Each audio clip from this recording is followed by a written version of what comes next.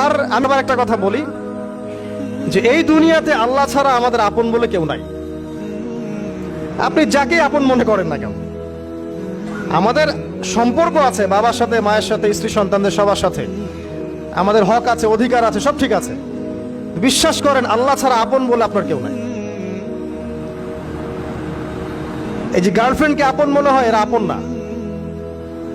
স্ত্রী সন্তানদেরকে খুব আপন মনে হয়, আপনার মৃত্যুর পর 40 দিন সময় লাগবে না সব ভুলে যেতে। পিতা মাতা ভাই বোন সবাইকে আপন মনে হচ্ছে। পিতা মাতার স্থান বাবা মার পরে, আল্লাহ রসুলের পরে, সেটা ঠিক আছে, কিন্তু আপন আল্লাহ ছাড়া তারা নন। আপনি তাদের মনোপুত ভাবে নিজে প্রতিষ্ঠিত হতে পারবেন না, তারা আপনাকে চিনবে না। বললো সারাটা জীবন তোর পিছনে এত টাকা ঢাললাম, কি করলি? কিছু করতে পারলি না। আবার এখন যারা পিতা মাতা হয়েছেন, সন্তানদেরকে আপন মনে হচ্ছে, দেখবেন এই সন্তানকে আপনি আপনার মনোপুত ভাবে সম্পত্তি দিতে পারবেন না, ভরণ পোষণ দিতে পারবেন না। এই সন্তান বড় হয়ে আপনাকে বৃদ্ধাশ্রমে পাঠাইতে পারে, নাউজুবিল্লাহ। অথবা আপনার সাথে এই সন্তানই খারাপ ব্যবহার করবে।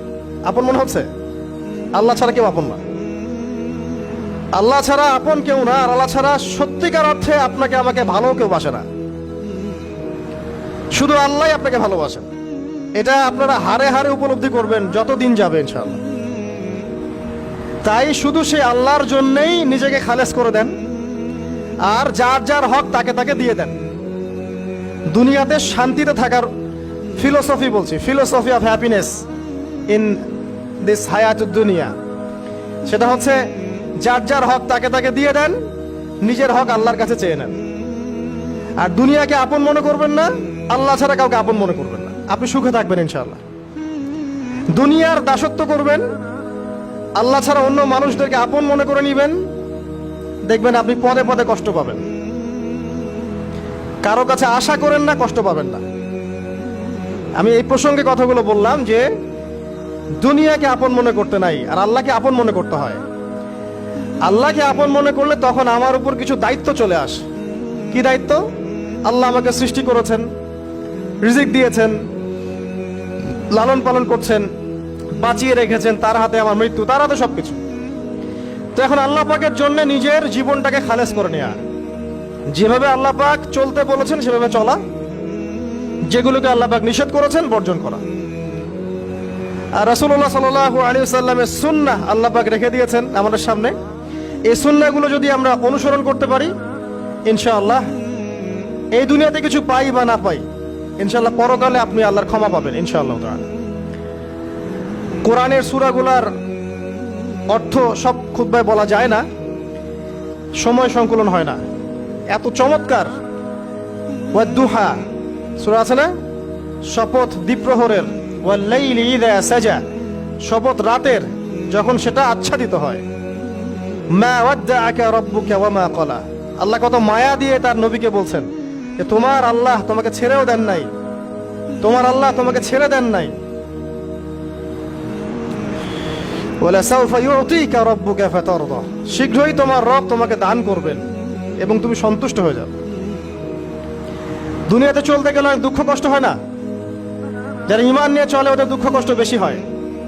তা আল্লাহ বলছেন টেনশন করো না, কষ্ট পেও না, তোমার রব তোমাকে ছেড়ে দেননি। ওয়ালা সাউফা ইউতিকা রাব্বুকা ফাতারদা, তোমার রব তোমাকে শীঘ্রই দান করবেন আর তুমি সন্তুষ্ট হয়ে যাবে। আলাম ইয়াজিদকা ইয়াতীমান ফাআওয়া, আল্লাহ বলছেন আল্লাহ কি তোমাকে ইয়েতিম রূপে পাননি? এরপর আল্লাহ কি তোমাকে প্রতিপালন করে বড় করেননি? ওয়াজাদাকা দাল্লান ফাহাদা, আল্লাহ কি তোমাকে পথভ্রষ্ট পান নাই? তোমাকে আল্লাহ পাক হেদায়েত দেন নাই? তো আল্লাহ যে এগুলো করেছেন সে আল্লাহ তোমাকে পরকালে ইনশাআল্লাহ ভালো রাখবেন। ফাআম্মাল ইয়াতীমা ফালা তাকহার, তো তুমি ইয়েতিমদের প্রতি কঠোর হয়ো না। ওয়াম্মাস সাইলা ফালা তানহার, কেউ চাইলে তার হাতকে খালি ফিরিও না, ধমক দিও না। ওয়াম্মা বিনিআমাতি রাব্বিকা ফাহাদ্দিস, তোমার রবের এই সমস্ত নিয়ামতগুলো তুমি মানুষের কাছে বর্ণনা করতে থাকো। এর পরের সূরার দিকে খেয়াল দেখবেন, সূরা আলাম নাশরাহ লাকা সাদরাক, মনে হয় দুটো একটা আরেকটার সাথে পেয়ার। আলাম নাশরাহ লাকা সাদরাক, আমি কি তোমার হৃদয়কে প্রশস্ত করে দেই নাই? ওয়াদা'না আনকা উযরাক, তোমার বোঝাগুলো হালকা করিনি? কাকে বলছেন এগুলো আল্লাহ পাক? রাসূলুল্লাহ সাল্লাল্লাহু আলাইহি ওয়াসাল্লাম। তো যে মানুষটা জান্নাতে যাবে নিশ্চিত, এবং যিনি জান্নাতের দরজা না খুললে জান্নাতের দরজা কারো জন্য খোলা হবে না। যে মানুষটা হচ্ছে ভদ্র, স্মার্ট, বিচক্ষণ, কোনো মানুষ পৃথিবীতে নাই। সকল ধর্মের মানুষ মানে এটা। কিছু আছে শয়তান, মানুষ টুবি শয়তান, এরা মানে না, বাট দেখবেন ম্যাক্সিমাম মানুষই মানে, হোক সে ইহুদি বা খ্রিস্টান বা হিন্দুইজম বা মুসলিমরা তো মানেই, সবাই মানে। এই মুহাম্মদ সাল্লাল্লাহু আলাইহি ওয়াসাল্লামের মতো স্মার্ট, বিচক্ষণ, ভদ্র, সুচরিত্রের মানুষ পৃথিবীতে কোনোদিন আসেও নি, আসবেও না।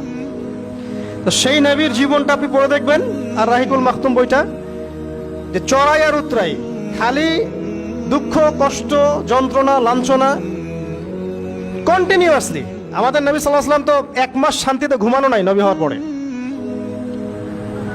যখন তিনি মারা যান, ফাতিমা রাদিয়াল্লাহু আনহার কথা মনে আছে না? কানে কানে কি জানি বললেন।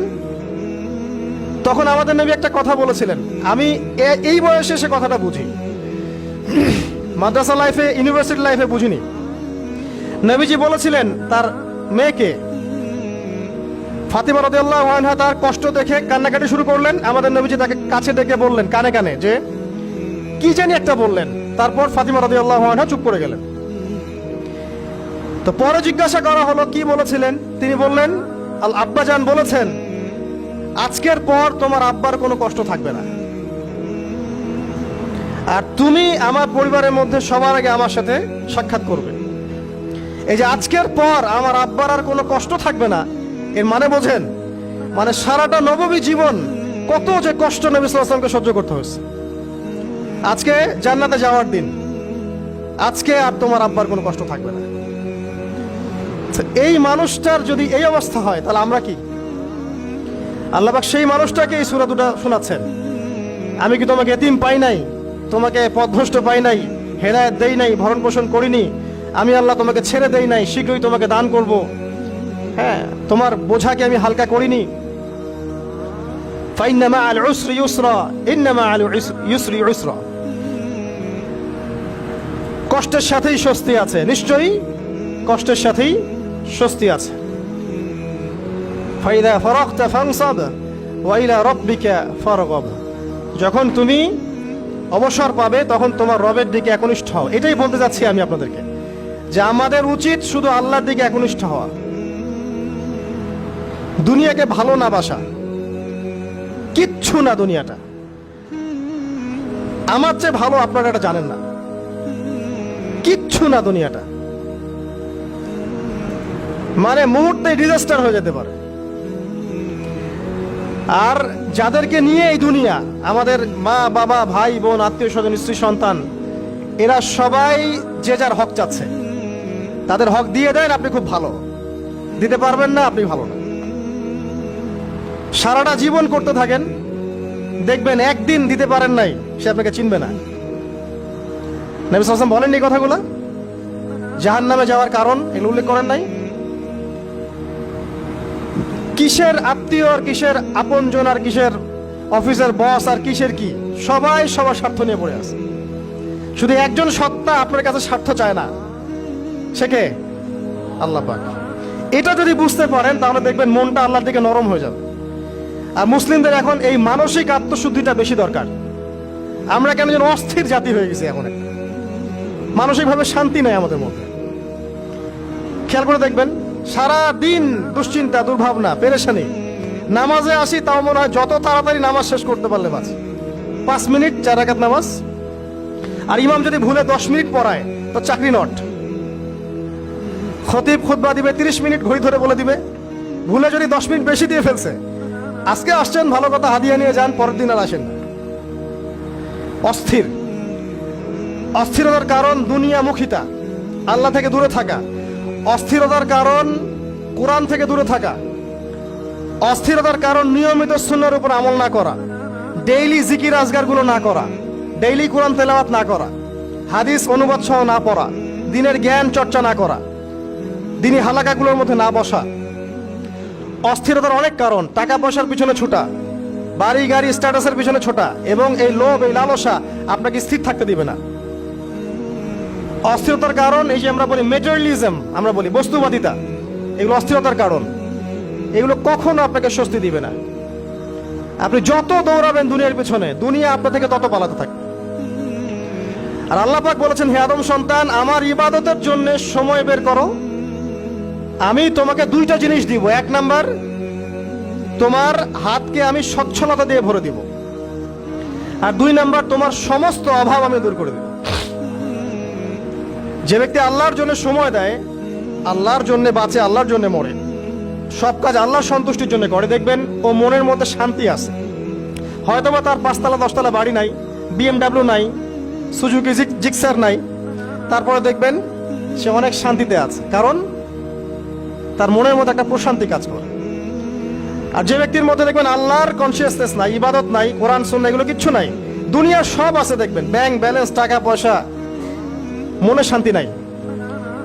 এই মনের শান্তিটাকেই উসমান রাদিয়াল্লাহু আনহু বলতেন যে আল গিনা, মানে ধনাঢ্য, ধনী বলি না আমরা, এটাই হচ্ছে ধন, কিছু না।